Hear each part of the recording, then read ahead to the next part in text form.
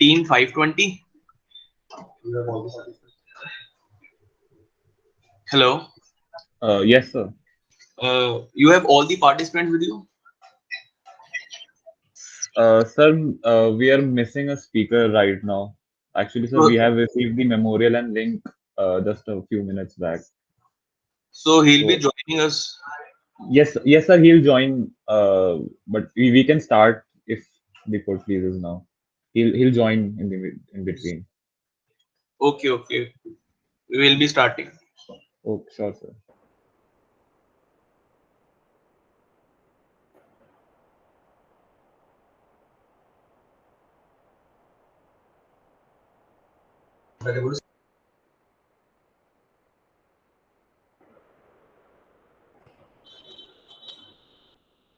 Everyone is requested to please turn on their cameras.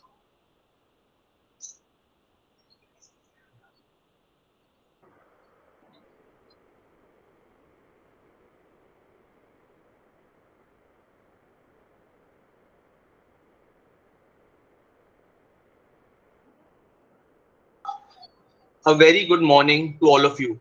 On behalf of Akhil Bharatiya Adhivakta Parishad Delhi High Court Unit, we are pleased to welcome all of you. Let me introduce all of you with the honorable judges of today's competition. The first honorable judge is Mrs. Shanta Devi Ramanji. She has over experience of 25 years in corporate and commercial advisory, property, employment, and labor legislation. She is a senior partner of Law Office of India. She has conducted more than 1,000 cases in Supreme Court and High Court. She was a standing counsel of IFCO Tokyo Insurance Company. She has represented many prestigious corporates like Reliance Capital, Reliance Insurance, SPG Cargo, Punj Lloyd, Barco, and many more. She was also facilitated by Bharatiya Bhasha Abhiyan in Women's Advocates Conference in 2020. We welcome you, ma'am. Good morning. Thank you. The second judge is Mrs. Neelam Sharma ji. She has over 18 years of experience in criminal litigation at Delhi High Court and district courts. She did her LLB from Lucknow University. She is presently on the panel of Government of National Capital Territory, Delhi, at as Assistant Public Prosecutor from 2015. She has attained remarkable success because of the hard work and values that was developed during her law school. We fully appreciate ma'am for joining us despite of your tight schedule. My name is Rajat Gaur and I'll be the court master for today's competition. Before starting the competition, I would like to brief you with some rules of the competition. Both the teams have a maximum time of 20 minutes and the maximum time for one speaker would not be more than 20 minutes. Both the teams are required to disclose their timing strategies before starting their arguments, and 5 minutes will be there for rebuttal, and only one speaker can participate in that rebuttal round. With due permission of the judges, the prosecution can start their argument. Please, you can start. Best wishes to both the teams. Thank you, Your Lordship. Your Lordships, can I proceed with the statement of jurisdiction? Please. Thank you, Your Lordship. The counsel for the petitioner, State NA, hereby humbly approach Honorable Hello. Court of Law. You are Yes, required to Master. disclose your time for each team. Sorry, sir. I'm very sorry. Sir, Speaker 1 will be taking 15 minutes and Speaker 2 will be taking 12 minutes and 5 minutes will be reserved for rebuttal, sir. Is that okay? Okay. Rajat, in fact, Please continue. Neetu's camera also, you will have to request her to turn it around. Yeah, now it is all right. Okay. Yes, you can start your arguments. Thank you, sir. Your Lordship, the counsel for the petitioner, State NIA, hereby humbly approach Honorable Court of Lodi Special Judge NIA Patiala House Court, New Delhi, under Section 173, Clause 2, Subclause 1 of CRPC. The petitioner would humbly submit to the jurisdiction of this Honorable Court. Your Lordship, with your permission, can I go on with the statement of charges? Please do. Thank you, Your Lordships. Your Lordships, Samir, Monu, and Kalu, being accused number 1, 2, and 3, has been charged with criminal conspiracy under Section 120B, counterfeiting currency notes or banknotes under Section 489B, using as genuine, forged, or counterfeiting currency notes or banknotes under Section 489C, waging, attempt to wage war, or abetting waging of war against the Government of India under Section 121, and concealing with intent to facilitate design to wage war under Section 123, and causing disappearance of evidence of offence or giving false information to screen offender under Section 201 of Indian Penal Code, and also Section 16, 17, 18, and 20 of Unlawful Activities Prevention Act 1967 as amended. Your Lordship, the Council seeks permission to go on with the synopsis of facts. Yes. Much obliged, Your Lordship. Your Lordship, Delhi Police Special Cell, New Delhi received a secret information from Guddu Singh stating that two persons are carrying fake Indian currency notes of rupees 2000 denomination, having face value equivalent to 10 lakh rupees. And in furtherance of the investigation, police raided a general coach number 2 of Farakka Express on 25th of February 2015 at 10:55 hours. Two suspects, Samir and Monu, being accused number 1 and 2, were detained, and two baggages each containing 250 notes of denomination rupees 2000 with face value equivalent to 5 lakhs are recovered from each of them in total of 10 lakh rupees. And the quality is of high quality about the fake Indian currency notes. Both bags are identified with the same logo, and some of the items are also recovered from accused persons, like their mobile phones, ID cards, and general railway tickets. The seized FICNs were sent to CFSL CBI at New Delhi for expert examination, and the results confirmed the seized fake currency notes are of high quality. And therefore, Delhi Police Special Cell invoked offences under Section 15, Clause 1 of Unlawful Activities Prevention Act, and also registered FIR under Sections 120B, 489A, 489B of IPC. Through interrogation, A1 and A2 disclosed that they used to receive consignments of FICNs from Kalu, who is accused person 3, to transfer from Malda to Peter A4 in Pulwama with a commission of 10% each.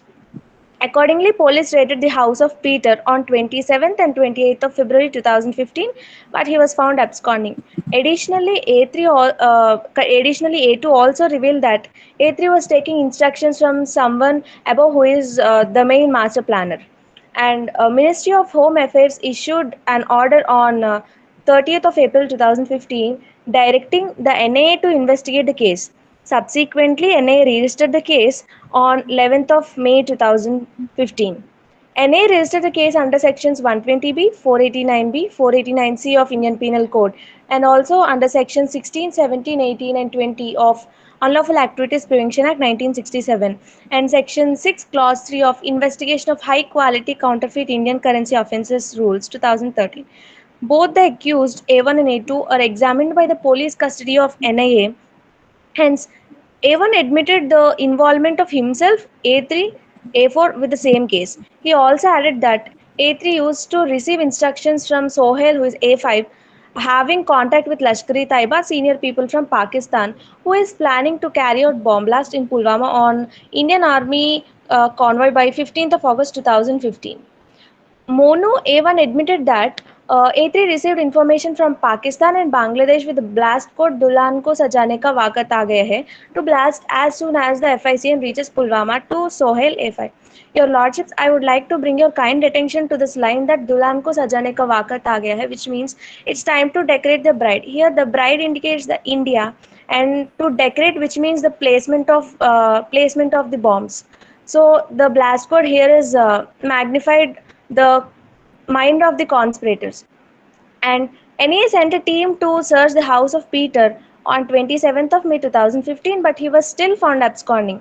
In the process of investigation, the team got information that the accused A4 was admitted in SK Hospital, Rajasthan, and therefore a team reached the hospital on 19th of June 2015 and confirmed that he was indeed admitted in the hospital.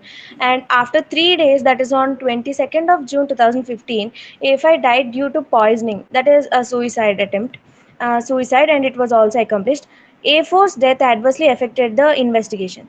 NA then went into the depths of the investigation and obtained call records of SIM cards used by accused persons. And after analyzing all these, it was identified that A1 and A2 are in contact with each other with Peter A4 and Kalu at the rate Mama A3, whereas Kalu A3 is in contact with A1, A2, A4, and A5. And Peter A4 also maintained contact with A1, A2, and A3. During the course of investigation, a team was sent to Malda on 23rd of June 2015, and it successfully established the identity of A3, and also A3 have been arrested by the police. In the process of investigation, 2 bank account statements of A3 and 1 bank account statement of his wife BB were ascertained, and the copies of his account opening and KYC forms are also obtained. In the account opening forms of Kalu, A3 mentioned that the mobile number, which is identified as the same number with A3, has maintained frequent contacts with Samir and Mona as mentioned in the call detail records. A3, upon being questioned by the NA, he did not provide any information regarding the whereabouts of Sohail, but on investigation further, he told that FICN is received from A5 on several occasions. He stated that A5 is the main conspirator who was in constant touch with Lashkar-e-Taiba from Pakistan and Bangladesh, and A5 is also planning to execute bomb blast on army convoy on 15th of August 2015. A3 even told that A5 crossed border at midnight and went to Bangladesh on 20th of June 2015. Also, a public witness been identified.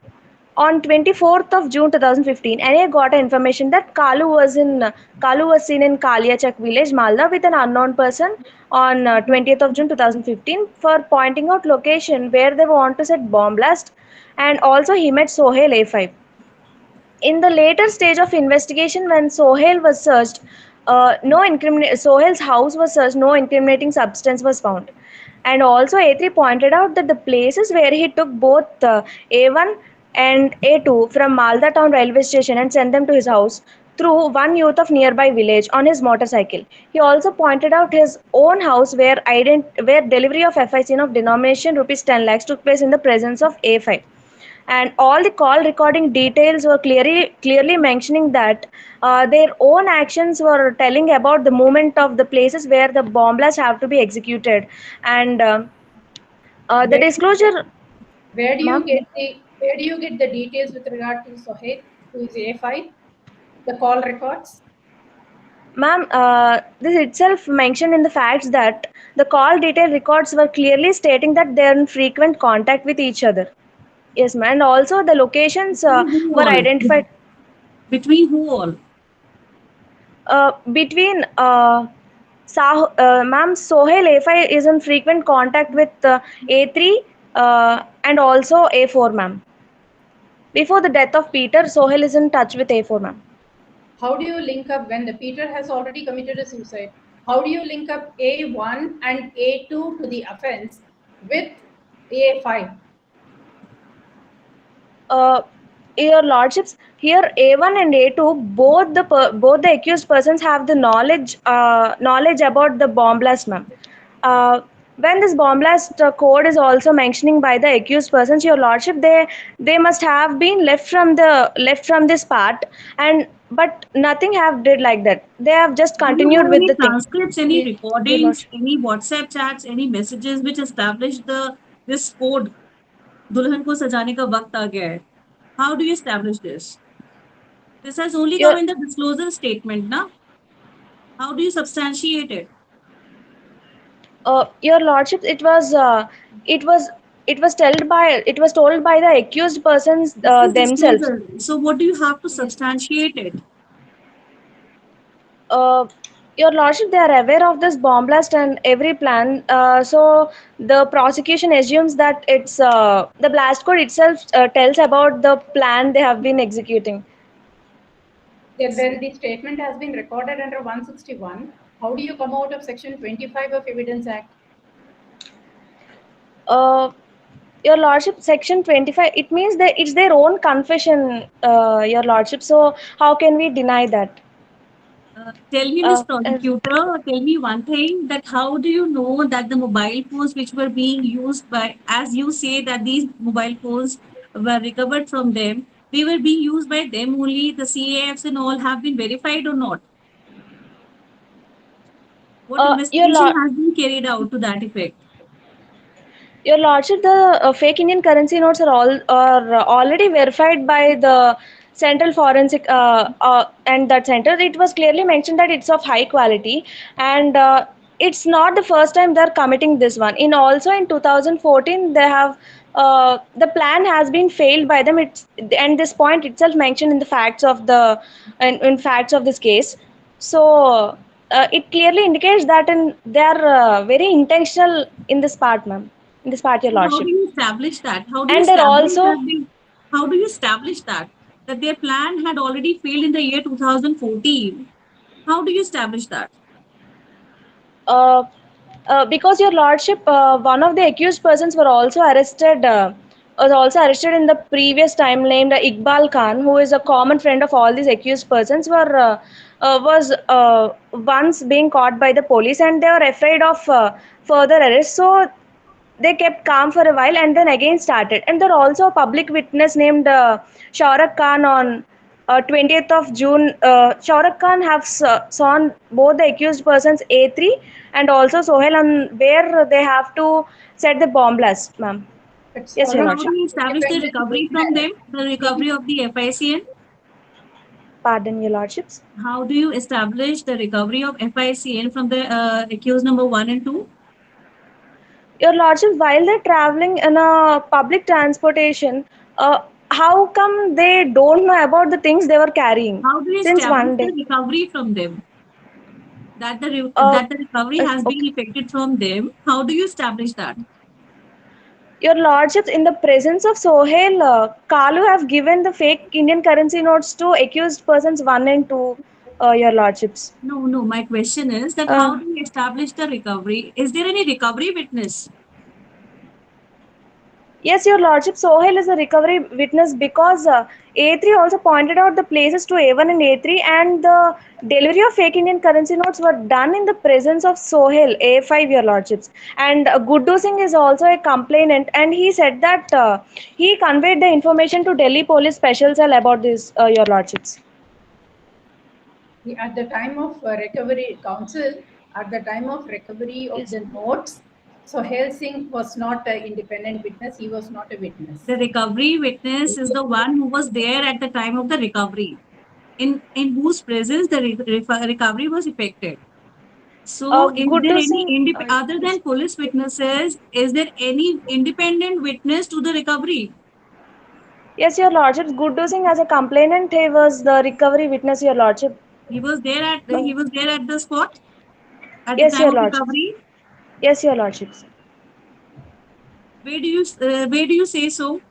Do you have the statement of recovery witness Guddu?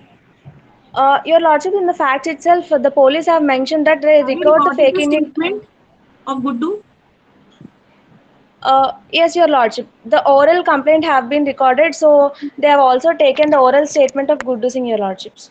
No, Guddu was not there Uh, at the time of recovery. He was not there.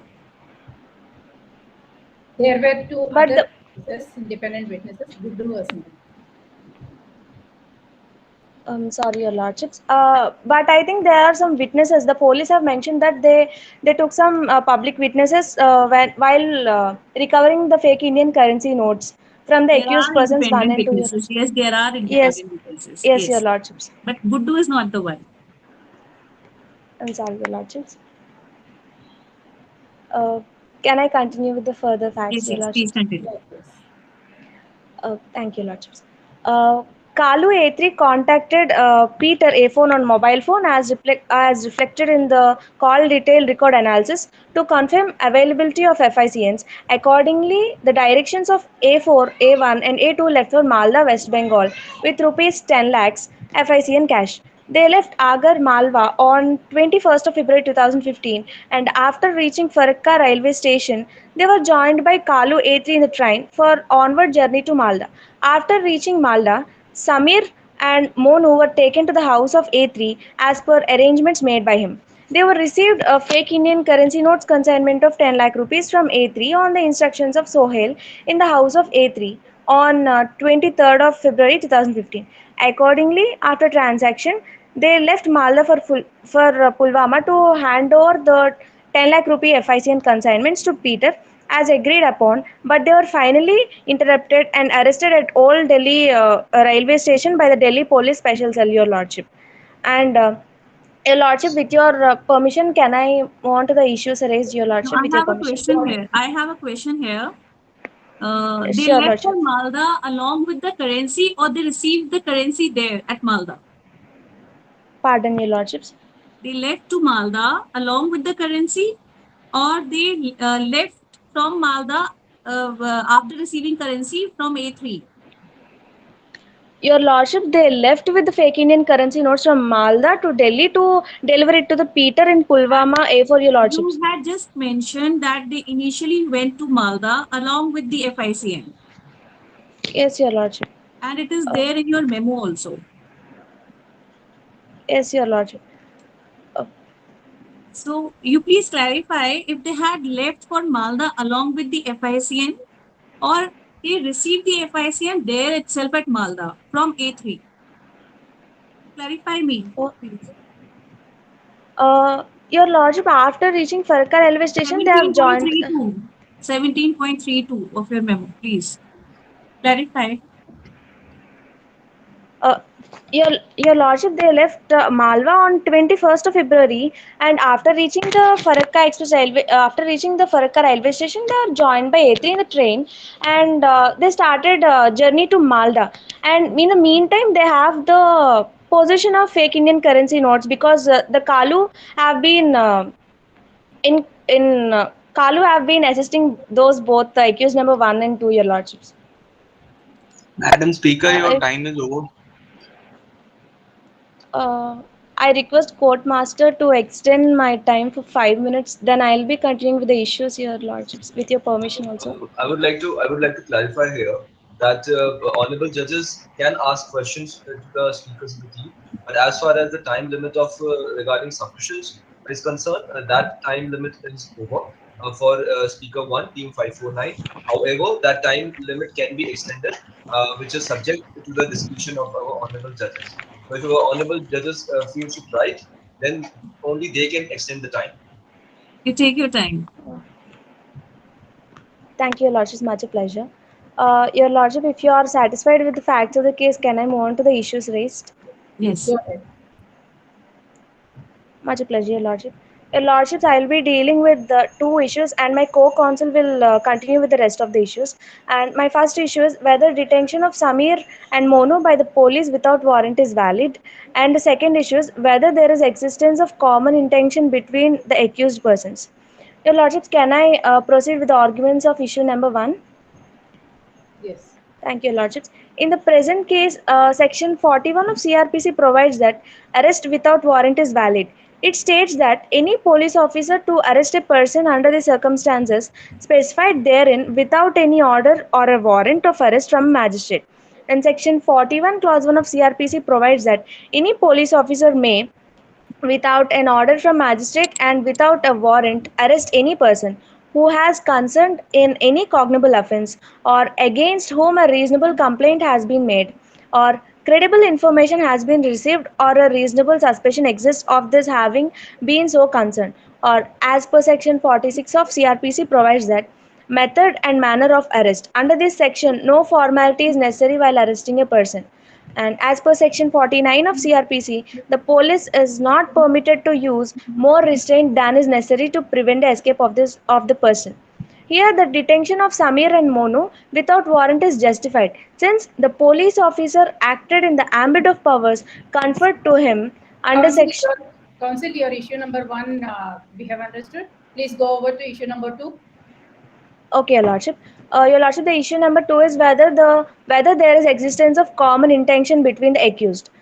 Section 34 of CRPC states that when a criminal act is done by several persons in furtherance of the common intention of all, each of such persons is liable for that act in the same manner as if it is done or by him alone.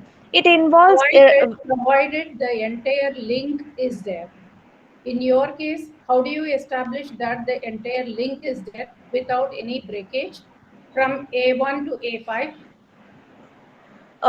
Your lordships, coming to the accused persons 1 and 2, they have mentioned to the Delhi Police Special Cell that they were carrying the FICN notes with a 10% commission, your lordship, and also Kalu. How do you establish that 10% commission? You said in the beginning that each person Yes, is Your supposed to get. You are also talking about 2014 one, the FOIL which did not take place, which could not get materialized. In between 2014 and the subsequent offense, do you have anything record to show that there has been a passage, there has been a payment of commission to A1 or A2? Indeed, your lordship, there was no evidence between the time period, but the call recording tells about the call recording and the moment they have been traveling in this meal period to West Bengal and the other places clearly tells about the fact that they are planning something against the nation, your lordship. See, in 489B, you will have to show the knowledge. And the Yes, Your knowledge Lordship. they should have with regard to the counterfeit, and they also need to have an intention to use it as genuine. So unless you pass these two tests, you will not even be able to go over to Sergeant Dulan portion of it. So how do you establish, as a prosecution, how do you establish Section 489B requirements? Your lordship, You simply established that they were into unlawful activities. You simply established that. No, your lordships. Actually, according to 489B, they are transferring the fake Indian currency notes even when they have knowledge of it, your lordships. So they are using the currency notes as a genuine one, and they also have a thing called the youth organization and all. They were just telling that these notes are being used for the well-being of the suppressed classes. But even when it's done by that one, an illegal act should be done by the illegal. Sorry, your lordship. The legal act must be done with the legal means only. But they're doing with the fake currency notes. So here the elements are satisfied, your lordship. So we are just trying to tell you that they have the knowledge of fake currency notes and they are using as a genuine one. Okay. Can you establish with the statement of PW2 that they were into such activities? Yes, your lordship. Iqbal Khan. Yes, your lordship, because Iqbal Khan have a very good contact with each of them, and at the first and the instant stage, Iqbal Khan have a very good intention about all the people. But later on, after these accused being involved in some unlawful activities, then he just cut the contact with all the accused persons. Here it clearly indicates that Iqbal Khan also knows about the fact that they are of guilty intention and mens rea also present at their mind. So yes, your lordship, the PW2 statements are also clearly tells that the guilty intention about the accused persons, your lordship. The mens rea, you are attaching it to only to counterfeit notes, or you are also attaching to the waging against the war, waging war against the nation. Your lordship, the mens rea is about all the offences included in this case, your lordship, because he have the fake currency notes knowledge. So here 489 section 489B about this also they have mens rea, and also coming to criminal conspiracy, every element is satisfying, your lordship, because two or more persons is there and two or more persons are there and they are doing an illegal act. Also when they are doing they are come up with a point like they are doing such a legal act, they are doing it in illegal means. So coming to criminal conspiracy also, they have the guilty intention. And also coming to the waging of war, they have they said that they're collecting funds from Pakistan. How can they collect from our enemy country to raise our own country? So mens rea is there's mens rea for every part of this case, Your Lordship, with every dealing case, Your Lordship. Should we go over to the second speaker? I think even that 5 minutes extended time has Sure, gone. sure, Your Lordship. If you're satisfied, my co-counsel will dealing with the rest of the issues, Your Lordship. Thank you. Yes. Thank you. Thank you, Your Lordship. May I proceed with the further issues, Your Lordship? Go ahead. Much a pleasure, Your Lordship. Whether all the accused are guilty of criminal conspiracy under Section 120B of Indian Penal Code. Section 120 of Indian Penal Code defines criminal conspiracy as when two or more persons agree to do or cause to be done an illegal act, an act which is legal but done by illegal means. Such agreements are designated as criminal conspiracy. Here, the agreements may be either express or implied. The actus reus in mens rea is agreement to execute an illegal conduct, and it is also necessary to show a consensus addendum between the members of the party. But it is not necessary that each of the members have been in communication with each other and should know all details regarding the conspiracy. In Rajiv Kumar versus State of Uttar Pradesh, it was clearly held by the Honorable Court that the meeting of minds of two or more persons for doing or causing to be done an illegal act or an act by illegal means is sine qua non of criminal conspiracy.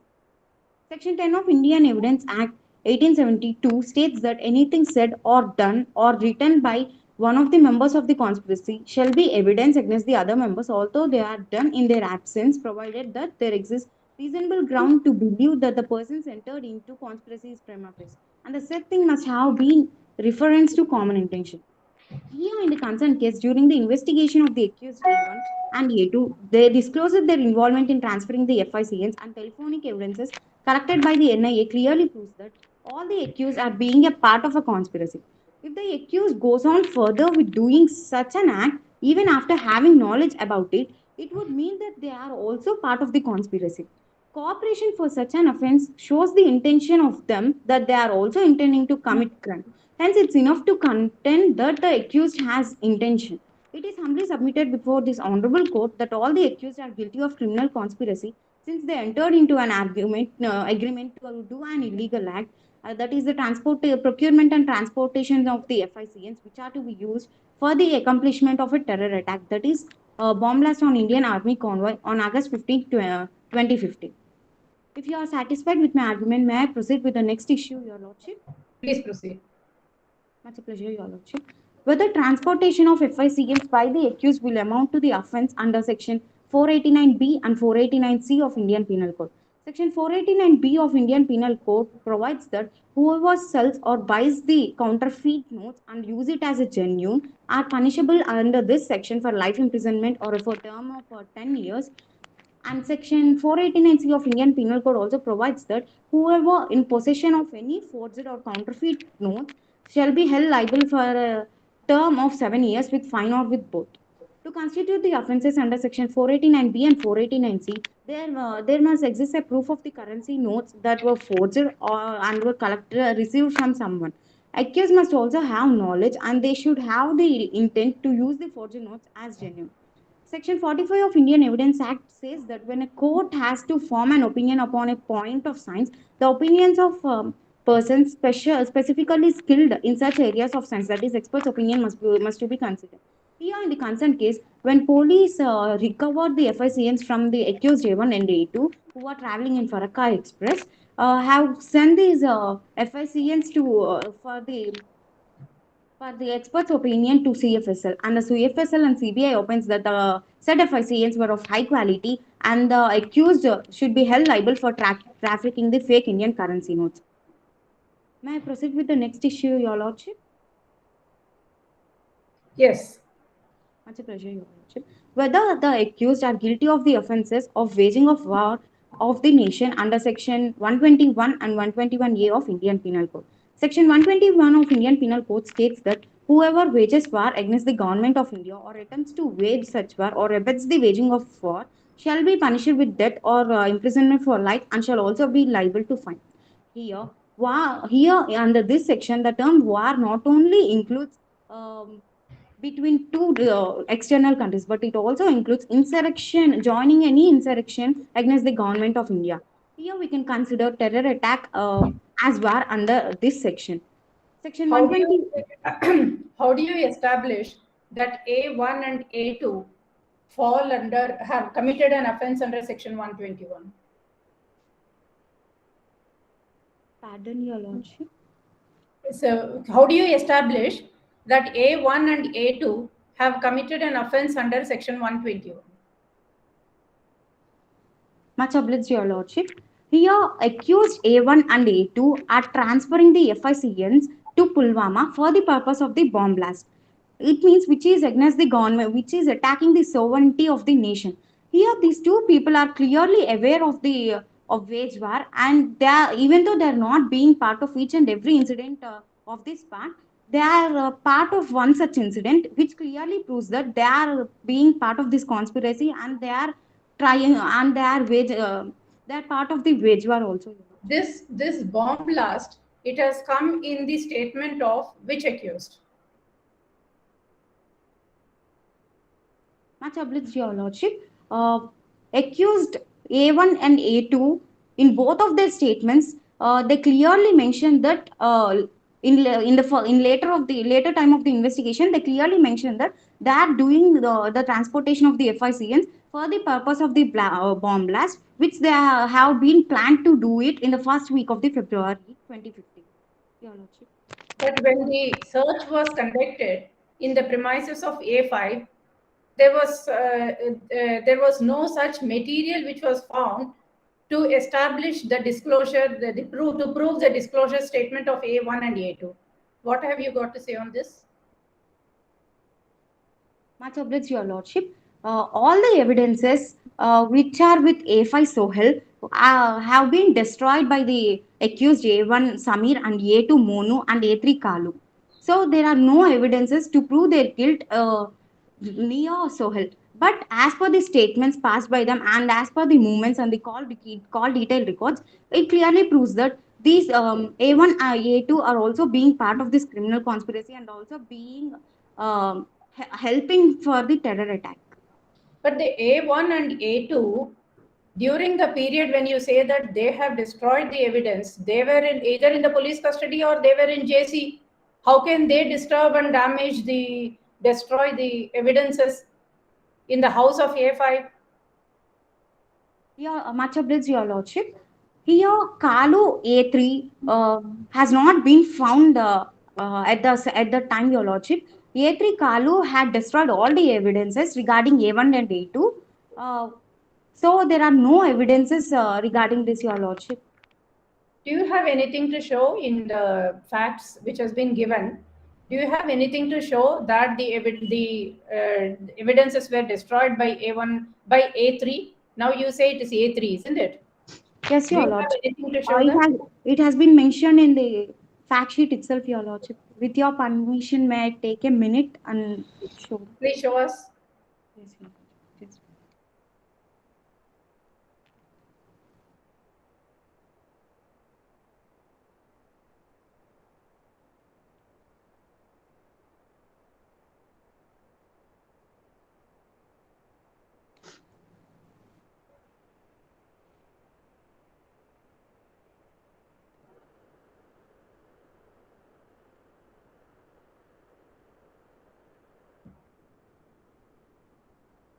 Yes.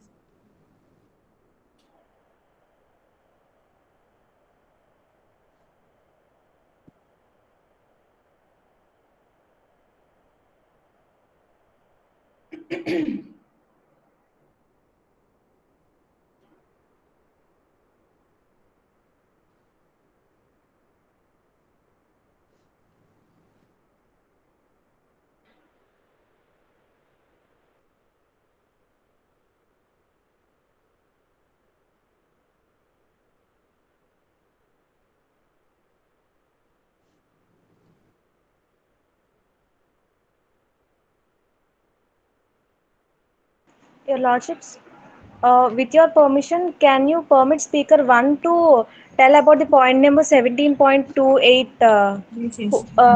Which one? Your Lordship, according The other judge you may ask. I have no objection.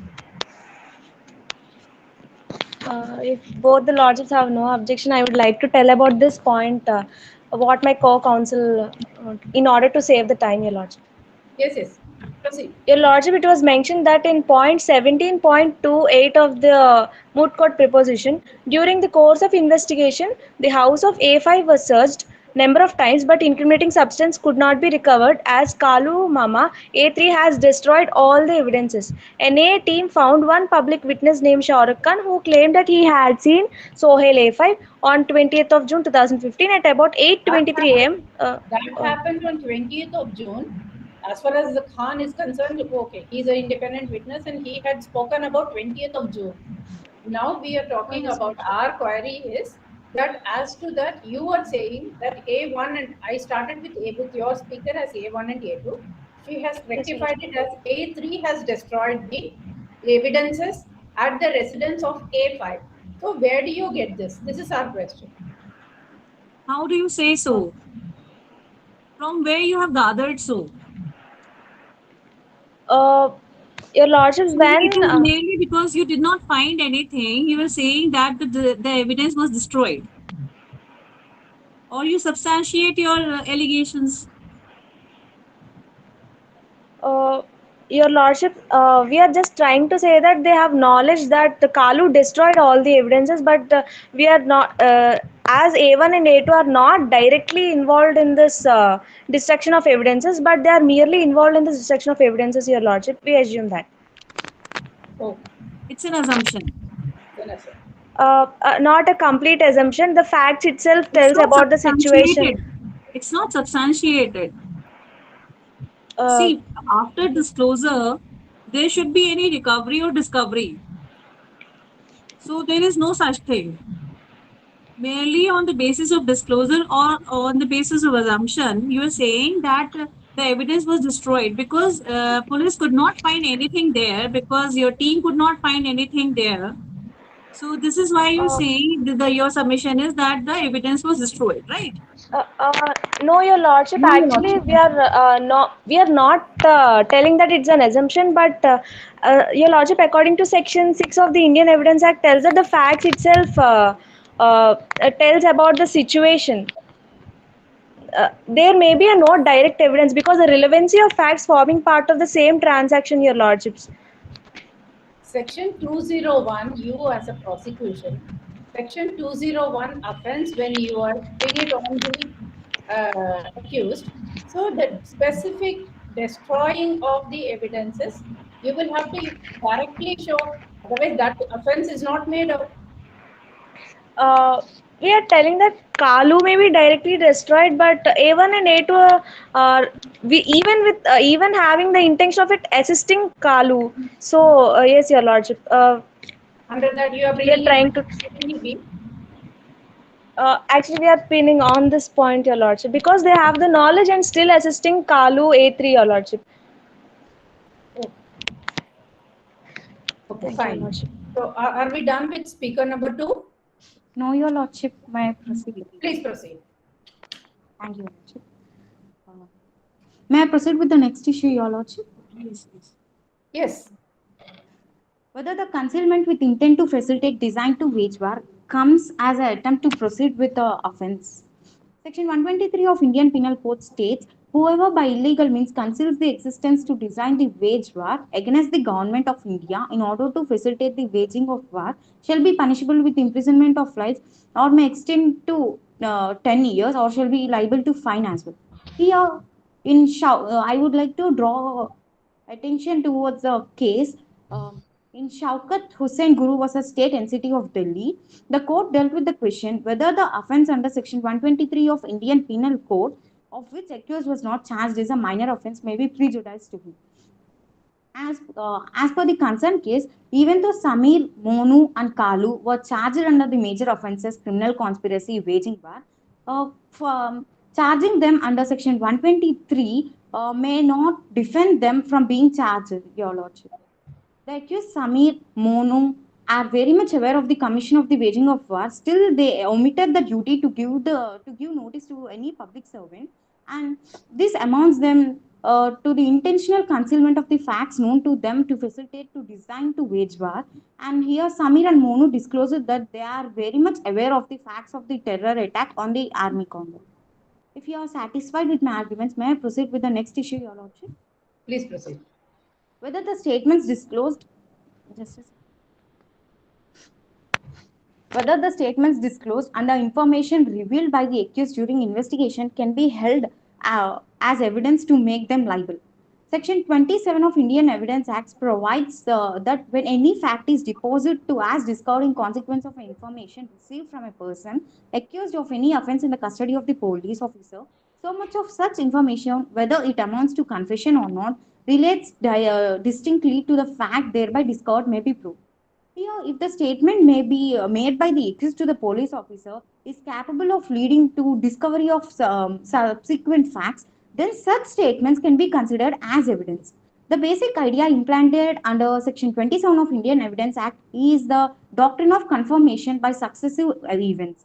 In one of the cases of the Honorable Court, it was held clearly that the ban imposed on Section 25 and 26 can be lifted if the statement is clearly related to the discovery of the facts of the case.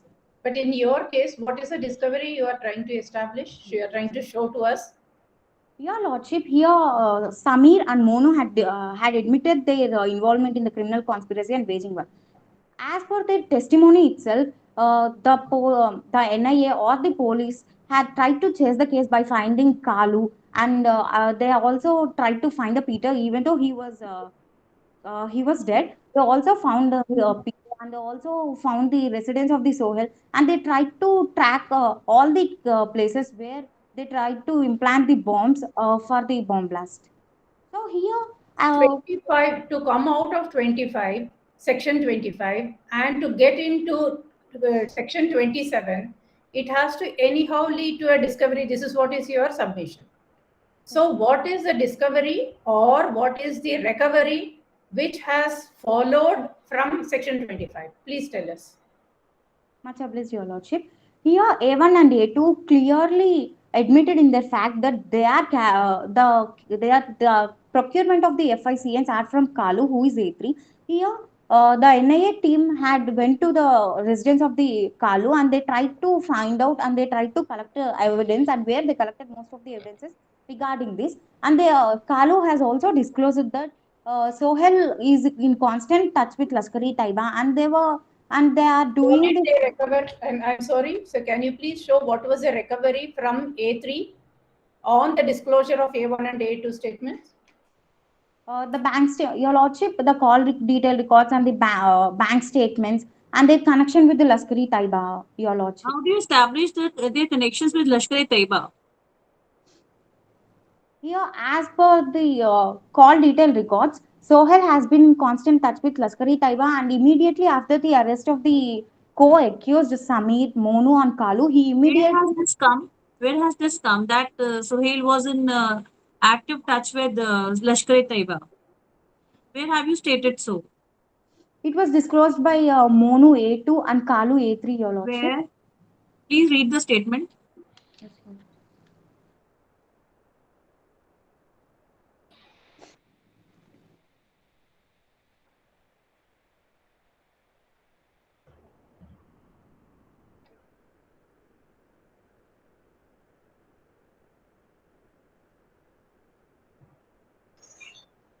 Madam Speaker, your time is over.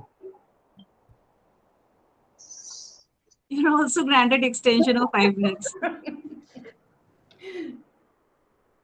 Your Lordship, with your permission, may I proceed?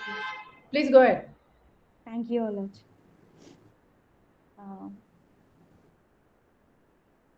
Your Lordship, in the fact sheet itself, in point 17.25, during the exam, Can you screen share it? yes, Your Lordship.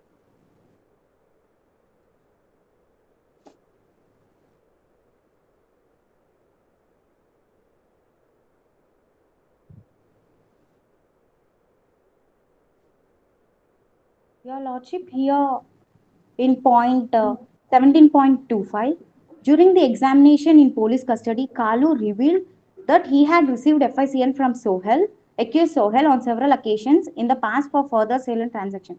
He further revealed that Sohel was the main conspirator and he was in constant touch with Lashkar-e-Taiba from Pakistan and Bangladesh. He further revealed that Sohel was planning to execute bomb blast on Indian Army convoy on 15th August 2015. He revealed that Sohel crossed the border at night and went to Bangladesh on 20 June 2015, Your Lordship.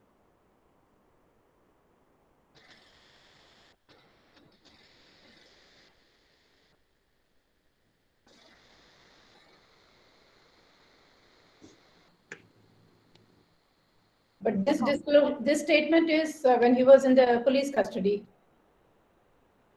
Yes, Your Lordship. Even though he is in police custody, it helped the NIA team to discover the further facts regarding the bomb blast, Your Lordship. No, our question is that how do you establish that they were constantly in touch or they were active members of LET? Your Lordship, the circumstantial evidences prove What that. circumstantial evidence?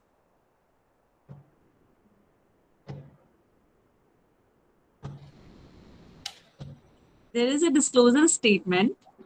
Besides that, there is no other evidence.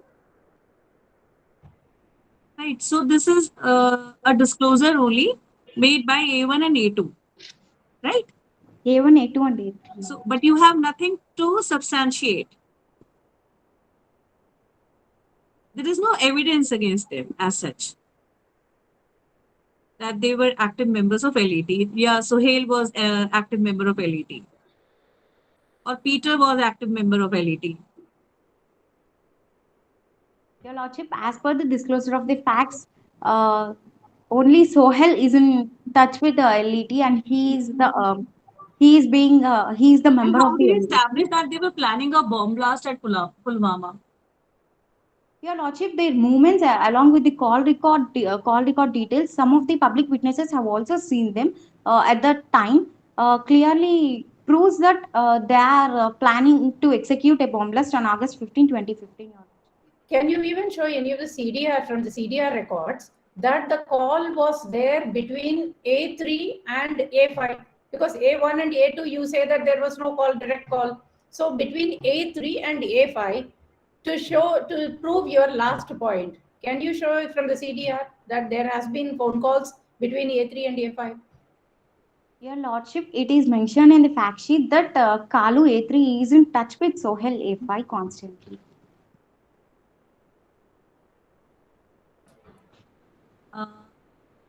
The consignment was to be handed over to Peter at Pulwama. Yes, Your Lordship. So, do the CDRs establish the presence of Peter at Pulwama? Yes, Your Lordship. It is mentioned. It is mentioned in the fact sheet itself, Your Lordship, that the cell towers prove that the said accused were at the same place, Your Lordship. No, I'm talking about Peter. They had to deliver the consignment to Peter. It was to be handed over to Peter at Pulwama, right? If I'm not wrong. Correct me if I'm wrong. So, if the consignment was to be handed over to Peter at Pulwama, so are you able to establish through CDRs that Peter was present at Pulwama at that point of time when when they were caught red-handed at ODRS? Indeed, Your Lordship, it is not mentioned in the fact sheet, but it is an incoherent crime which has not been still in execution, Your Lordship. So, it was a very good effort by both of you. Your Lordship, with your permission, may I proceed with the prayer? Yes, please. Yes. Now I think you have completed. You are done now. You can take 2 more minutes now. Thank you, Lordship. Before saying prayer, I would like to state a statement, Your Lordship, that preventing terrorist attack is one of the most important thing for the welfare of the nation. But at the same time, preventing the youth to fall into the traps of the enemy nation is also a duty and obligation of each and every individual, as youth are the future assets of the nation. Here, as per the defendant's memorial, all the three accused were under the special aid and assistance of the Pakistan and Bangladesh, even against their own motherland. So it is a duty of each and every individual that not let the other person to let into the traps of our enemy nations. May I proceed with the prayer, Your Lordship? In fact, your speaker number one made a mention that Dulhan ko sajane ka time aa gaya, and she was referring it to India. But where do you get it? That this phrase of Dulhan ko sajane ka time ho gaya. This phrase, do you relate it to India, and how do you say that it's an enemy country? A neighboring Your country? Lordship, with your permission, I want to explain it. Again, of the prosecution. Pardon, Your Lordship. Besides disclosure statement of A1 and A2, where can we find this Dulhan ko sajane ka waqt aa gaya hai? Any transcript, any messages, anything? Your Lordship, actually, we took it as a riddle and connected to the case. It's not an assumption, but we tried to bring out the message hidden in it. So, relating to our case, it's time to decorate. The bride means here they're planning to attack against the India, against our nation. So, the bride itself But tells. where do you find this quote? Other than the disclosure statements, where do you find this quote? Your Lordship, the accused persons by the police investigation have conveyed this, that they have mentioned this blast code, and after they have received this blast code, they have to transfer the FICNs to Peter in Pulwama, Your Lordships. It was mentioned, Your Lordship. Okay. Thank you. Much pleasure, Your Lordship. Thank you. May I proceed with the prayer, Your Lordship? We have understood your prayer, that you have proved all the cases against all the offenses against all the accused, and they should be convicted. Are we right? Yes, Your Lordship. We have understood. Thank you. Thank you, Your Lordship.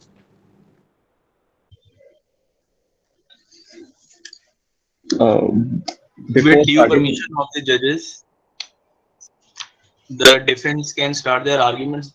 But before that, the defense is required to please tell their timing strategies. so speaker 1 will be taking 10 minutes and speaker 2 will also be taking 10 minutes, and 5 minutes are reserved for the rejoinder. Okay. Before starting, I would really like to appreciate this court's patience for waiting for us, as we were facing some technical difficulties while joining this meeting. Much appreciated. Welcome. Your Lordship, the Counsel for Defense seeks permission to proceed with the submissions. Proceed. Into it. The instant case has been divided into two broad issues. If the court could please refer to the page 9 of the memorial submitted on behalf of defense. First being whether the accused are guilty for the offense of criminal conspiracy with common intention to conspire against the Union of India, and the second whether the pieces of evidences put forth by the accused are enough to hold them liable. I will be dealing with the first issue at hand, and the second issue will be dealt by my co-counsel. The present issue has been divided into three sub-issues. The first sub-issue being the charges of criminal conspiracy under Section 120B, along with Sections 18 and 20 of the UAPA, will be dealt and defended in the sub-issue 1. The second sub-issue being charges of possession of using counterfeit Indian currency as per Section 489B and 489C of the Indian Penal Code shall be dealt and defended in sub-issue 2. The charges of conspiring against the state with a gang causing damage to integrity and monetary stability of India under Section 121 and 123 of the Indian Penal Code, along with Section 16, 17, 18, and 20 of the UAPA, shall be dealt and defended in the sub-issue 3. The submissions for the sub-issue 1 are as follows. In the instant case, the accused Samir, Monu, and Kalu Mama are being framed for what they have clearly not committed. The only evidence put forth by the investigation authorities and the prosecution are the CDR analysis. However, the CDR analysis does not prove anything. It only proves that they were in constant touch with each other. However, CDR analysis are not called recordings. It only proves that they were acquaintance of each other. If the court could please refer Exhibit 7, the statement of Monu, Samir, and Kalu. The statement of accused Samir, Monu, and Kalu Mama clearly points out that they were only involved in protests against the government's double standard policies of befoling the oppressed class. They were only raising funds and sensitizing people against the malpractices of the government. The investigation authorities claim that the Sohail was the mastermind behind this whole operation. However, whereabouts of the Sohail is still not known. Sohail's residence was searched a number of times. If the court could please refer to the page, paragraph number 17.28 of the proposition. The Sohail's residence was searched, but nothing incriminating was found. Peter, in the instant case, was found dead days after investigating authorities went to look for him. The cause of death of Peter has been ruled as a suicide, but as to why he committed suicide is still not known. Nothing concrete has been put forth by the investigating authorities to convict the accused. Instead, the prosecution's whole case lies upon the circumstantial evidences and mere unsubstantiated claims of the informants of the investigating authorities. The prosecution has failed to establish the mens rea in the instant case, and hence all the accused cannot be liable for the same. The submissions for the second sub-issue are as follows. As stated earlier by the defense, that the accused Samir, Monu, and Kalu Mama were involved in sensitization programs, and they often organized protests against the government for their double standard policies of befooling the oppressed class. They also received donations from across the country and as well as from different countries. Many people were associated with this program, and hence they received donations from different people from different places. Hence, it is safe to say that the high quality FICNs, as claimed by the prosecution, were found from the possession of Samir and Monu could have been received by Kalu Mama in form of a donation. Since the FICNs were of very high quality, it could have been very difficult for a layman to differentiate it from a real currency note. A mere look at the currency could not have been enough to know whether it was a real currency note or a fake one, as it was held in the case of Mammootty versus State of Karnataka, AIR 1979, SC 1705. Mere possession of FICN cannot be the ground of prosecuting the accused, as mens rea in the instant case is completely absent. Mere possession of FICN are not punishable by law, and the accused had no knowledge of it being fake. Defense counsel, before you go over to the judgments, you will have to anyhow convince us on the point that at the time of recovery at the railway station, there has been a specific recovery of all these counterfeit notes. So how will you be able to take a stand that you were not accused number 1 and 2 who were at the site, and from whose 2 bags it has been recovered, so they are not involved in the offense? Indeed, First of Your all, Lordship. you admit the recovery. First of all, is it your case? You are admitting the recovery? Indeed, Your Lordship, we are admitting the recovery from a bag. However, it is very important to note from the statements of Samir and Monu that they were asked to carry a bag. It is nowhere stated that they were asked to each of them to carry a bag. In the bag, this amount counterfeit notes were hidden and then kept it, and it Yes, was indeed, Your searched. Lordship. It was searched and taken out by the police from the bag, from the hidden section of the bag. Indeed, Your Lordship, the currency notes were found in a secret cavity wrapped in a pulanda cloth as claimed by the prosecution. However, in the arrest and seizure memo, the lack of independent witnesses is a serious issue to bring forward to this court. However, I'm sorry to interfere. There are 2 independent witnesses, counsel, at the time of recovery.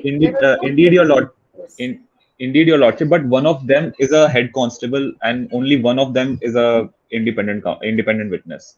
However, the law requires minimum of 2 independent witnesses to present. No, it's not the quality. It is not the quantity of witnesses which is important. Indeed, Your Lordship. It is the quality of the witnesses. Indeed, Your Lordship. In an ideal case, and there is an independent witness who has nothing to do with either police or the accused persons. Indeed, Your Lordship, but presence of. And you are not disputing the recovery also. Indeed, Your Lordship, we are not disputing the recovery, but we are going forward. We will prove our contention in the subsequent issues as to why we are not admitting admitting that the notes were not found in the possession of Monu and Samir. Okay. Unless the court has any further questions, I would like to proceed with the submissions. Please proceed. No, you go ahead. Indeed, Your Lordship. Hence, it is safe to say that the high-quality FICNs found from the possession of Samir and Monu could have been received as a donation to Kalu Mama to carry out their protests, as it is clearly evident from the statements made by each of them that they were organizing protests against the government. Since the FICNs were of very high quality, it could have been very difficult for a layman to differentiate it from a real currency note. Hence, it is humbly submitted before this honorable court that the accused Samir, Monu, and Kalu Mama are not liable under Section 489B and 489C of IPC, as mere possession does not amount to a punishment under the law, as prosecution has failed to provide any concrete proof for the same. Actions of all the accused. Unless the court has any further questions, I would like to proceed with the third Go ahead, submission. please. Actions of all the accused are not liable under charges of criminal conspiracy with a gang causing damage to integrity and monetary stability of India under Section 121 and 123 of the Indian Penal Code, along with Sections 16, 17, 18, and 20 of the UAPA. As stated before this honorable court in the previous arguments, that the mere possession of FICNs does not amount to offence under the law. Accused Samir and Monu did not know that they were carrying these high-quality FICNs. The claim of Sohail crossing if the court could please refer to the paragraph number 17.25 of the proposition. The claim of Sohail crossing the border and going to Bangladesh is an unsubstantiated claim. There is no proof to suggest the same. Anything could have happened to Sohail, as Peter in the instant case was found dead, and the cause of death was ruled as a suicide. A BSF post officer was also requested to join the investigation, but however, he was not able to provide any information about the infiltration at the India-Bangladesh border. It is mentioned in the paragraph number 17.28 of the proposition. Then the two most important links that connects the whole picture are very conveniently missing. One being Sohail, the accused number 5, and other being Peter, the accused number 4 in the instant case. The But CFSL. without that also, as we Indeed, asked you Balaji. earlier, since there is an on-the-spot recovery, and Indeed, your Balaji. only defense, what is your defense under 313 statement? Indeed, Your Lordship, we are going forward with this claim that they had received this money in form of a donation from different people. Yes. So have you proved that you have been receiving donations? Indeed, Your Lordship, it is very well mentioned in various paragraphs of the proposition that they were receiving donations from across the country and from different countries as well. So it is safe to say that they were receiving donations from all kinds of people from all kinds of places. So it could have been What very is the difficult. source here? What is the source? How do you establish it that you were getting donations? Give us the source.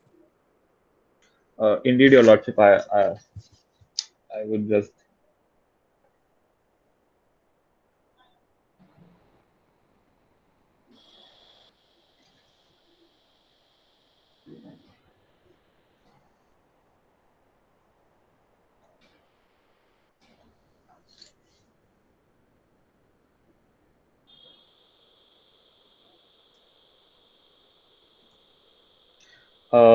It is mentioned in the DW3 of Kalu Mama, the statement made by him, that they were receiving funds from across the country, from Pakistan and Bangladesh, for the Can you upliftment please and share? sensitization. Indeed, Your Lordship. Thank you.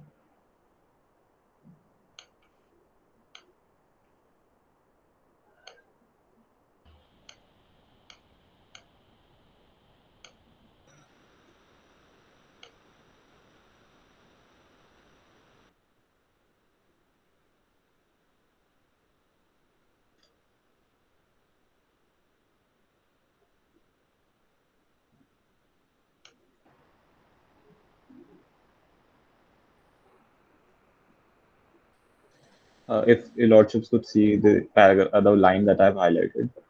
Okay.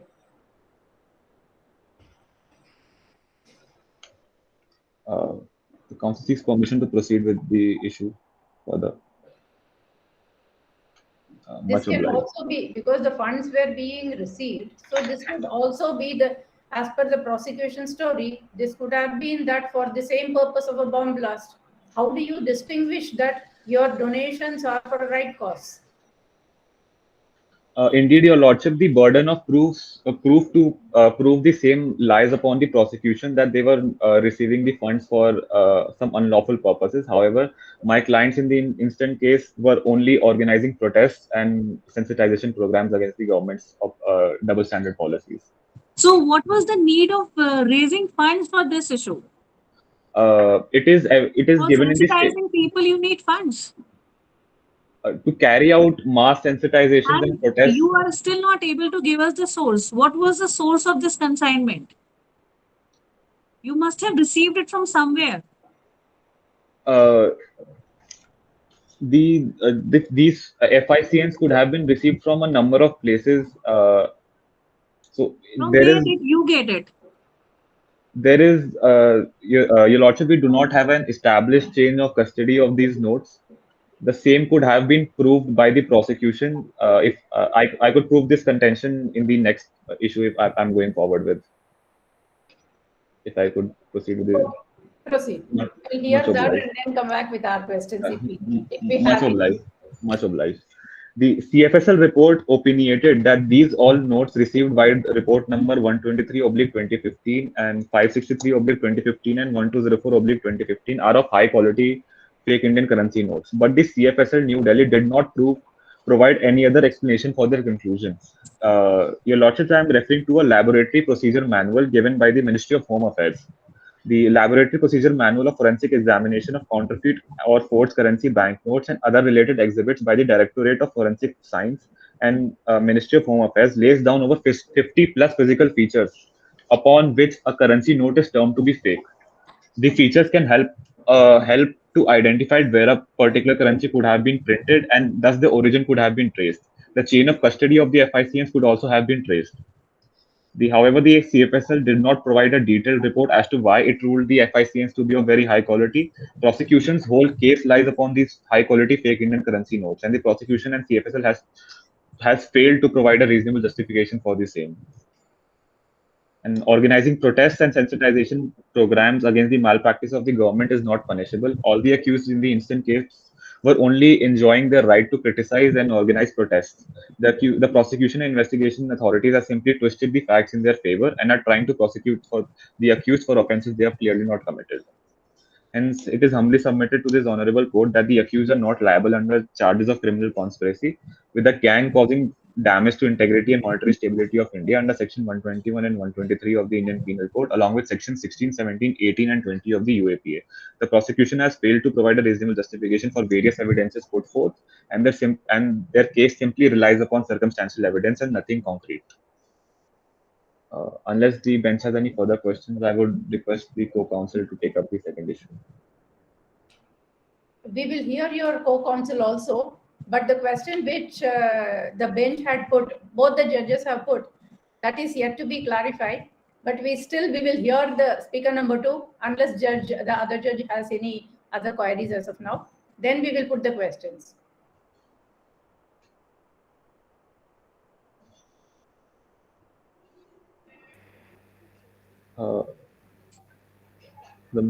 May the second speaker proceed with this issue? Yes. Much obliged. With the permission of this honorable bench, the council seeks permission to address the bench as your ladyship collectively. Could you be a little louder, please? Indeed, your lordship. With the permission of this honorable bench, the council seeks permission to address the bench as your ladyship collectively. Please. Much obliged, your lordship.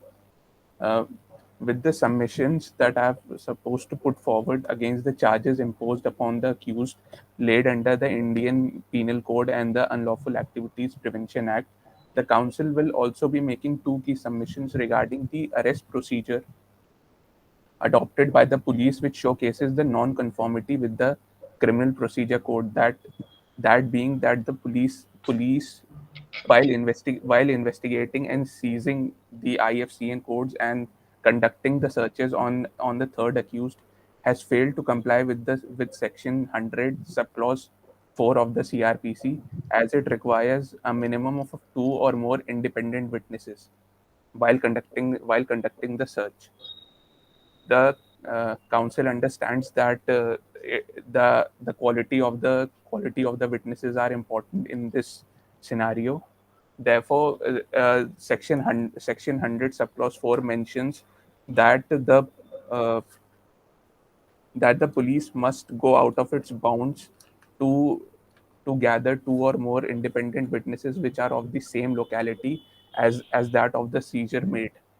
Therefore, the presence of a head constable as an independent witness cannot be held credible as accused 1 and 2 who were arrested in at a railway station. There lies a whole new numbers and a large number of commuters. Therefore, it can be very easily established that the police could easily gather more than two or more independent witnesses from the corresponding surroundings, as the commuters were as the rate of commuters in the Delhi railway station is quite high, making the case for the seizure search and of accused 3. The police has here also here also mentioned one witness as mentioned in exhibit 3 of the mood proposition, as mentioned in exhibit 3 of the charge sheet. Therefore, the non-conformity which the police forms with the CRPC code entails that the seizure reports and the personal searches cannot be held credible. Furthermore, the prosecution has failed to prove the guilt of the accused under the aforementioned code and act beyond reasonable doubt, as they have failed to establish mens rea committed by mens rea on behalf of accused 1 and 2, as were they carrying the FICN notes from Malda town to Delhi. In the case of Samir and Monu, they were arrested by the special cell of Delhi police at Old Delhi railway station and were subsequently charged with the possession of fake currency notes, and were consecutively charged under section 120B, 121, 123, 201, 489B and C of the Indian Penal Code, and also under section 16, 17, 18 and 20 of the UAP Act. Moreover, A1 accused 1 and 2 cannot be held liable for circulating fake currency, since they had no knowledge about the content material that they were carrying in the bag, from which they were in transit while they were in transit from Malda to Pulwama. Therefore, accused 1 and 2 who were charged under the aforementioned section shall be immediately discharged from all these aforementioned charges, as they had no prior knowledge about the content of the bag that they were carrying. In the case of Ruwale Hari Prasad Rao versus the state, the Supreme Court decided that the presence of mens rea is an quintessential element to prove the guilty mind of the accused, and when the prosecution fails to establish such an element, the accused shall not be convicted of the relevant offences the prosecution claims.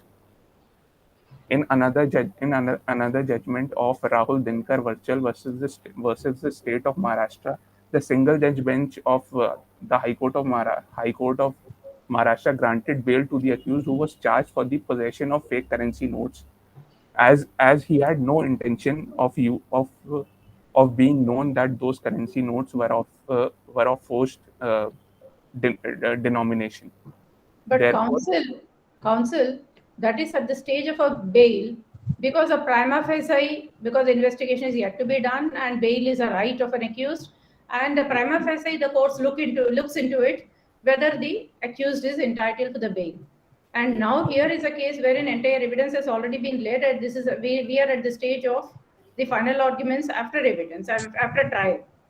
So this judgment anyhow would not become applicable, and to apply mens rea to the absence of mens rea in your case, what is that you exactly show when your own clients were carrying it in their bag and it has been recovered at the site, and in at least 161 statement they have admitted that yes, they were carrying it for receiving commission. There are three things which anyhow you will have to deal with. Your Lordship, regarding the case that I was referring earlier, during the trial, the court has levied the charges based on Indian Penal Code upon the accused, that is Rahul Dinkar Virtual, under section 489B and C of the Indian Penal Code. This was that I was about to establish. And regarding the question of mens rea, the defense witnesses in Exhibit 6 have clearly denied that that they had prior knowledge about the content of the bag that they were carrying, and regarding Can we see that specific portion? indeed, Your Lordship. Thank you.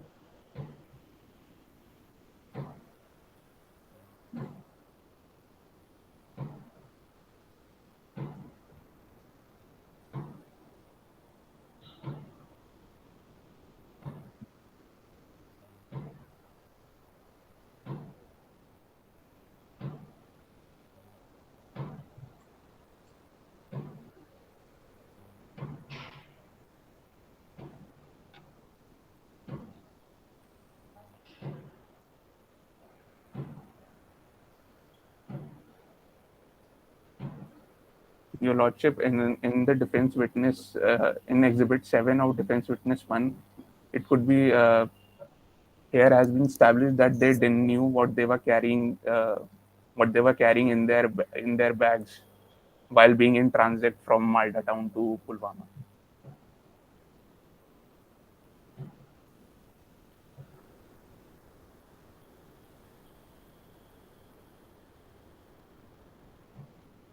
If the bench is pleased with the arguments, I request. No, I was about to read a line before that. Before that, you had closed it. Apologies, Your Lordship. It's okay. 1 minute. No, the previous line I wanted to read it. Yes. 1 minute, please. Yes, Your Lord. Ladyship. Everything on a track seems to be a monkey. I and Mono didn't know that in bag we are carrying a fake currency notes. Yes, next line, please. As and when train reached the World Railway Station, police arrested me and we didn't know what was wrong. Okay. Thank you. Thank you, ladies. I have a question here. Here in your statement, you have admitted that you were introduced to the other accused persons through Iqbal Khan. Iqbal Khan happens to be PW2. Yes, Your Lady. Right? You were introduced to Suhail through Iqbal Khan. And have you read the statement of PW2 Iqbal Khan? What does he say? Yes, Your Lady. So what's your take on that? Your Ladyship, regarding the contention of PW2, that he was the one who introduced accused 1 and 2 to Suhail, have not been confirmed by the defense witnesses, and thereafter we can't comment on such a statement reported by please go through the statement made by you only once again.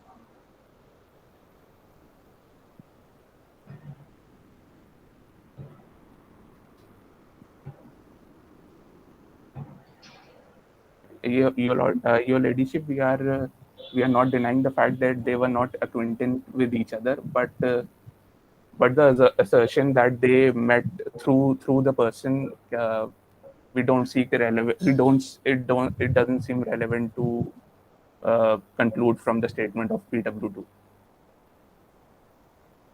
Then in that case, you can't say that you did not have knowledge. Your Ladyship, we are only asserting that the acquaintance between A1 and A2 with Suhail were established by. You admit the fact that you were supposed to deliver this consignment to Peter. Yes, Your Ladyship. For what purpose? Your Ladyship, the accused for, that is Peter, who he was residing in Pulwama for some for undertaking the task that he was supposed to do for the organization regarding the sensitization of the people against the stringent policies. Peter is a resident of MP? Indeed, Your Lordship.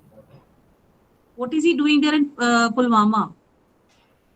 He was, Your Ladyship, he was sent to the concerned city to carry out certain tasks for the organization. Carry out the bomb? You wanted to execute the bomb blast? No, Your Ladyship, we were only... What was he doing there? Justify his presence there at Pulwama. You yourself admitted his presence at Pulwama. Yes, Your Ladyship. He was merely present. The presence of Peter has been admitted by you just now that he was there at Pulwama. Yes, Your Ladyship. And they were supposed to deliver the consignment to Peter. Yes, What Your Ladyship. was he doing there at Pulwama? He a resident of MP. What was he doing there? Your Ladyship, as the organization was prevalent throughout the nation, as to sensitize the people against the stringent policies of the government. Therefore, he was just a representative of the organization who was sent to the other state to sensitize the people of that Kashmir. particular state as well. Sensitize the people of Kashmir. For any state for that matter, Your Ladyship. Okay. Unless the honorable bench has any further question, I would like to proceed with the submissions. Proceed.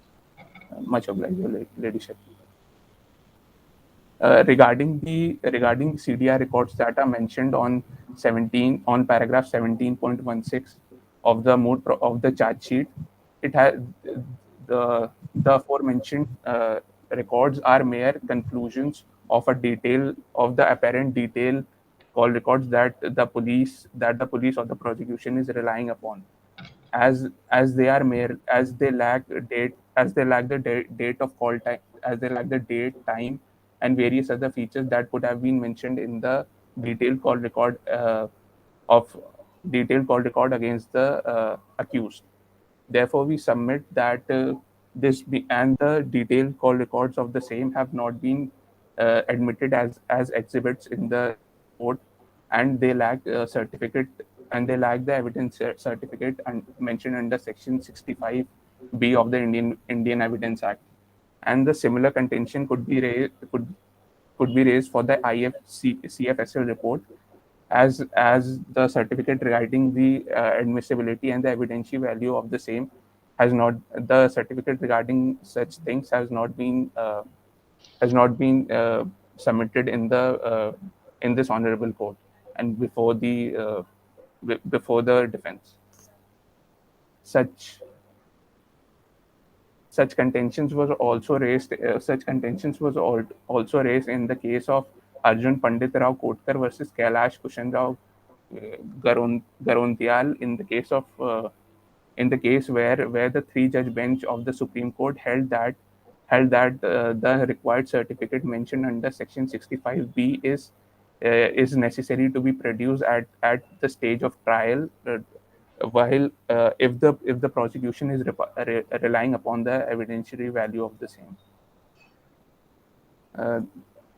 Therefore, the CDR records and the CFSL report, which has been submitted by the prosecution, cannot be held credible and cannot be held admissible to make the accused convict of the aforementioned charges under the prevalent code and act. Regarding the investigation done by the police, the defense witness 1 and 2, that is Monu and Sameer, have mentioned that they were carrying a bag from Malda to Delhi, but in the charge sheet it has been mentioned that they were caught in the possession of 2 respective bags, while in exhibit 3 there have been no photographs attached of the respective bags that they were carrying. They have simply attached the currency notes that had the similar serial number. Therefore, it cannot be established that the accused were carrying different sum of fake Indian currency notes in 2 different respective bags. The notes were confiscated, and Yes, it is a part of the seizure memo. Your Ladyship, we are only raising the contention that there is a non-conformity between the defense witness and the search seizure memo that has been submitted before the honorable court, and it is now the onus to prove such a contention is shift towards the prosecution. Therefore, we are mainly raising the contention regarding the same. No, that difference, the difference which you are trying to make, that submission we are able to understand, but the difference which you are trying to make, that you show it with the help of a documents, you screenshot the documents, and you distinguish between the notes which have been confiscated and what has come in the evidence. You will have to show the onus they have already discharged. The prosecution has already discharged their onus because on the spot, assuming that they have Yes. discharged because it was recovered at the spot. And both of them have admitted in 161. So if we presume that to that extent they have discharged their onus, now that the difference which you are trying to show established between the notes which were confiscated and the exhibits which have been led, so please show us that contradiction. Sure, Your Ladyship. Shall I present my screen? Yes, yes. Much obliged.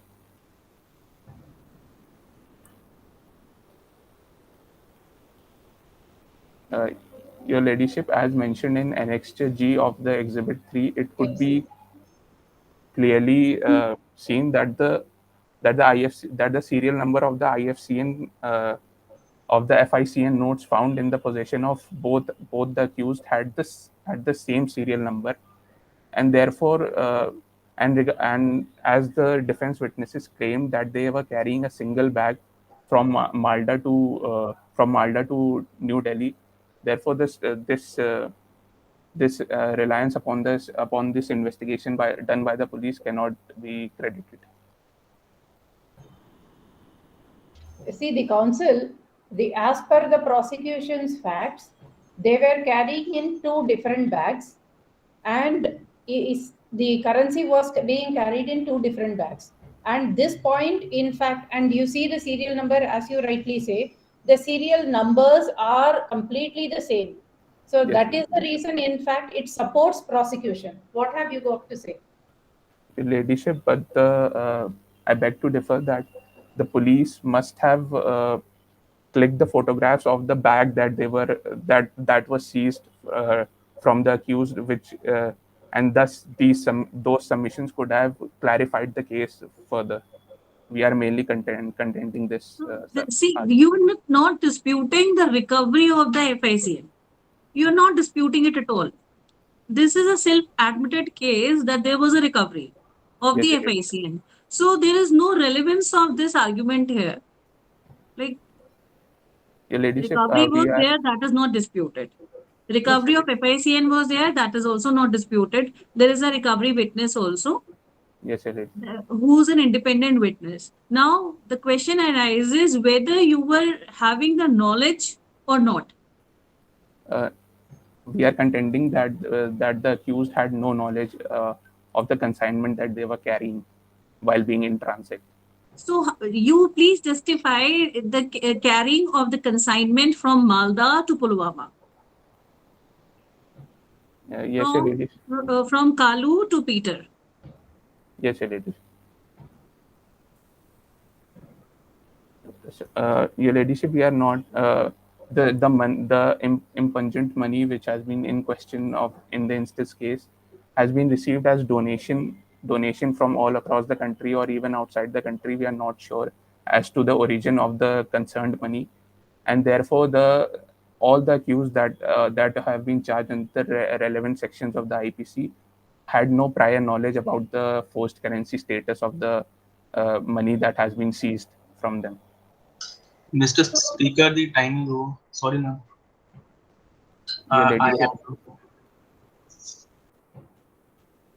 Your Ladyship, the council seeks 2 minutes to complete their submissions. Go ahead. Go ahead. Much obliged, Your Ladyship.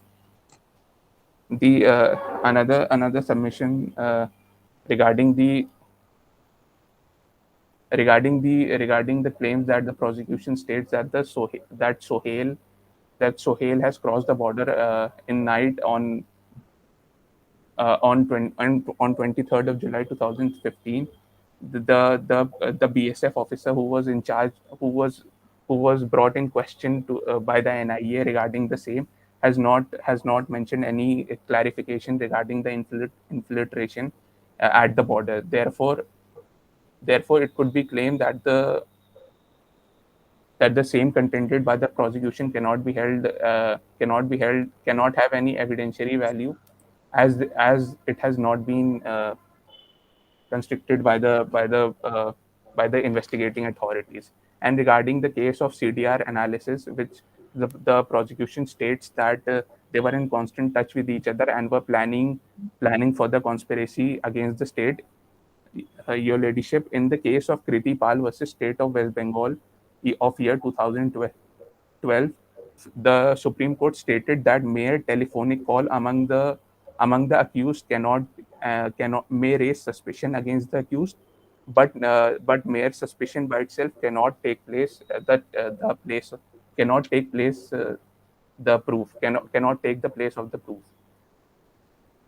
Therefore, Your Ladyship, the report submitted by CFSL and the other seized article and exhibit do not prove that the IFCN were that were in question were possessed by the accused, and hence they cannot be held liable for the aforementioned charges, as they had no knowledge about the authenticity of the notes in question. Therefore, mens rea cannot be established. Unless the bench has any further question, I would like to proceed with the prayer.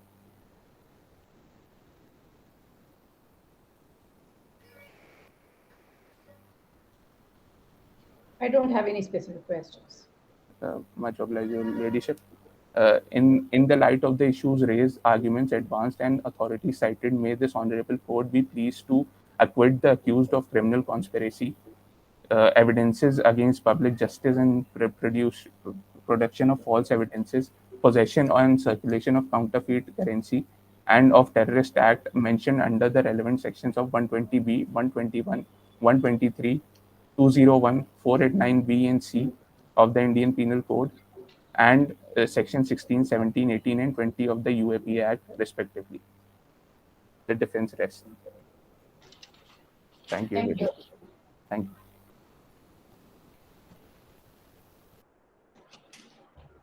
Your Lordship, Yes. with the both permission of Your Lordships, can I proceed with the rebuttal? Oh, we have rebuttal. Okay. Okay. Much pleasure, Your Lordship. Your Lordship, first of all, the defense counsel was always telling that they are denying part of circumstantial evidence. But the question of motive and preparation is important in the cases that purely rely on circumstantial evidence. It may not directly prove a fact in a case, but leads the jury to interfere information about the fact based on the circumstantial evidence. It is also known as indirect evidence. So the defense counsel can't deny this point.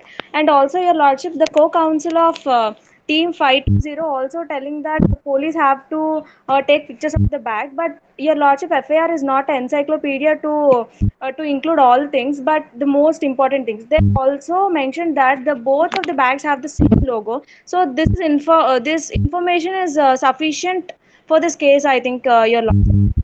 And also, Your Lordship, they have mentioned about the donation received from the other countries. Your Lordship, there's a lot of difference between donation and funds. Donation is given by anyone, usually for charitable process and to benefit a cause, while grants are funds, and funds are given by a specific party, Your Lordships. So here they use the word donation, which means like they are not using it a charitable purpose, Your Lordship. They are taking it for a plan and assisting as a. They are taking assistance for the raising of all, Your Lordships. And also, Your Lordships, in the issue number 3, point number 18 of defense memorial, it was mentioned that the claim of Sohail crossing the border and going to Bangladesh is an unsubstantiated claim and has no proof to suggest the same. But Your Lordship, there is a public witness in this point which can't be denied by the defense counsel. And also, Your Lordship, merely mentioning that they are not aware of FICNs without any valid proof can't make them move far away from the offense, even when they are aware of it. And also, your lordship, here mere assumption in the criminal justice system cannot be considered as an evidence. And here the defense counsel has got out of box with some of the facts mentioning about the donations received to Kalu, and they are thinking that it's a real currency as they are of high quality. But this is completely baseless because there is no perfect evidence or proof to prove the same, your lordships. Your lordships, I'll now rest my arguments if you're satisfied. My rebuttal is completed, your lordships. Thank you. The council seeks permission to proceed with the such rejoinders. Okay. Yes. My learned counsel here for the prosecution themselves admitted that they are assuming things, and they have also made incorrect statements as that Sohail was in contact with Peter. However, if we look at the CDR records, it is nowhere mentioned that Sohail was in contact with Peter. And the statement of Guddu Singh can also not be could not also be a reliable statement as to how a pawn shop owner knew that the that Monu and Samir were carrying these fake FICNs. The prosecution has also approached this honorable court under the wrong jurisdiction.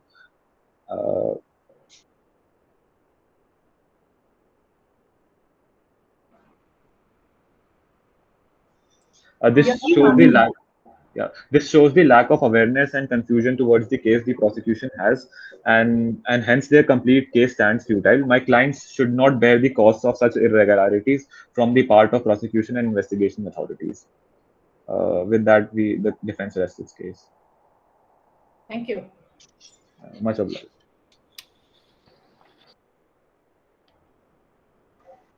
Hello. Courtmaster, you can please take over. Yes, sir. If honorable judges are pleased with the arguments, we can conclude this session. Yes, yes. Thanks All to all the- the participants. They all did a good job. All the very best for their bright future. You all were actually very good. Thank you, ma'am. Thank you all the very good. Thank you, ma'am. We also enjoyed it. All the participants are requested to please leave the session, and I request the judges to please stay for a while. Okay. If I could just say one thing to the court master. Yes. Actually, sir, we did not receive any email regarding the memorial for the opposite party from.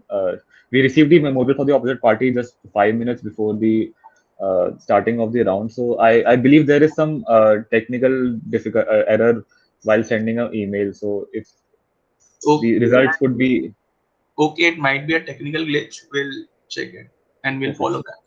Sure. Thank you, sir. Yeah. Thank you, ma'am.